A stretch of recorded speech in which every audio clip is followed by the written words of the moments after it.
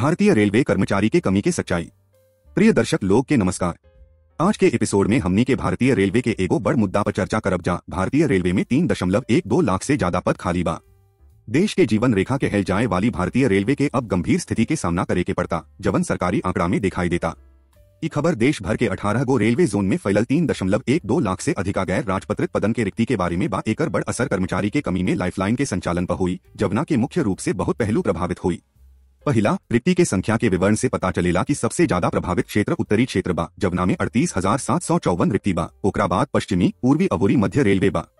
प्रभावित पद के प्रकार में बतावल जाता कि ये पद में इंजीनियर, तकनीशियन, चपरासी, स्टेशन मास्टर, अवोरी टिकट कलेक्टर समेत कई प्रकार के पद शामिल बा।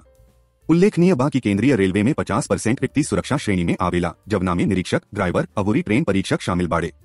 यह स्थिति के नतीजा में मौजूदा कर्मचारी लोग के बढ़त काम के बोझ के सामना करे के पड़ रहल बा, जवना के चलते उ लोग लंबा समय तक काम करेले अवोरी संभावित तौर पर जरी जाए के पड़ता। एकरे अलावा स्टाफिंग में कमी के परिणामस्वरूप प्रभावित इलाका सब में परिचालन दक्षता में कमी हो सकेला, जेकरा से समयबद्धता, रखरखाव आ सेवा के गुणवत्ता पर नकारात्मक असर पड़ सकेला। सुरक्षा से जुड़ल भूमिका में प्रमुख कर्मचारी के कमी यात्री आ परिचालन खातिर खतरा पैदा कर सकेला आ नकारात्मक रूप से आर्थिक प्रभाव महसूस कइल जा सकेला।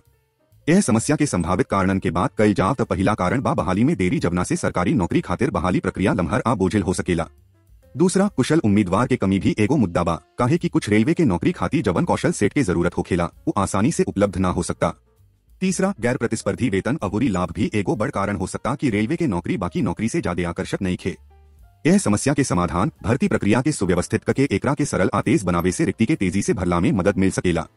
एकरा अलावा कौशल विकास के महत्वपूर्ण रखे खातिर प्रशिक्षण कार्यक्रम में निवेश कईल लायक हो सकेला। वेतन आ लाभ में सुधार से रेलवे के नौकरी और प्रतिस्पर्धी हो सकेला आ काम के माहौल में सुधार से योग्य उम्मीदवारन के भी आकर्षित कईल जा सकेला। अंतिम बात, यह लेख में जवन तथ्य आ आंकड़ा सामने आयल बा ओकरा से पता चलत बा कि भारतीय रेलवे में कर्मचारी के कमी के संकेत मिलत बा, जवना से सेवा के दक्षता पर असर पड़ सकेला। समस्या सामने आवेला आ समाधान खोजल त सुव्यवस्थित भर्ती प्रक्रिया, कौशल विकास आ काम के माहौल में सुधार के महत्वपूर्ण मानल जा रहल बा। ऐसे रेलवे कर्मचारी के हालत में सुधार त होई बलुक देश के जीवन रेखा में स्थिरता अवोरी सुरक्षा भी मिली।